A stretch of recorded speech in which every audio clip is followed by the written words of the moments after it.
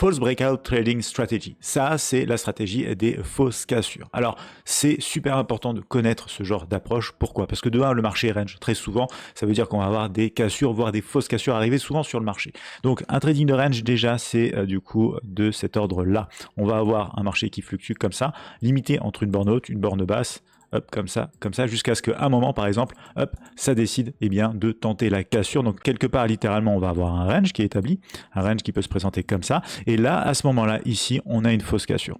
Alors, la fausse cassure, c'est l'ennemi numéro 1 des traders de breakout, bien évidemment. Les traders de breakout qui, eux, vont souhaiter essayer de profiter, en tout cas, d'une hausse, d'une cassure ici pour aller chercher des profits plus hauts, tout simplement. Mais il existe l'autre approche, celle de la fausse cassure. Et ça vous donne plus ce genre de scénario-là, c'est-à-dire la réintégration potentielle, du coup, up dans la zone de range, avec un risque limité et un potentiel en direction du prix médian et de la borne basse. De manière concrète, ici sur le GER, en graphique 15 minutes, je vous peins un petit peu le contexte qu'on avait. On avait un trading de range qui se présentait ici en 15 minutes. Et une fois qu'on est sur les mains, on va avoir cette open qui se fait. Donc l'open, c'est la première bougie directement après ce trait vertical. Vous voyez, c'est une bougie directe en M1 qui marque la réintégration de la zone de range. J'ai préféré attendre un retracement ici. Vous voyez, un retour dans la zone imbalance avec cette zone de supply également ici et un rejet. Donc j'ai attaqué sur cette bougie-là ici. L'ADN de cette bougie-là, c'est quoi? C'est tout simplement une bougie qui va clôturer sous le point d'ouverture et le point bas de la bougie précédente dans la réintégration de la zone de range pour un TP1 très rapide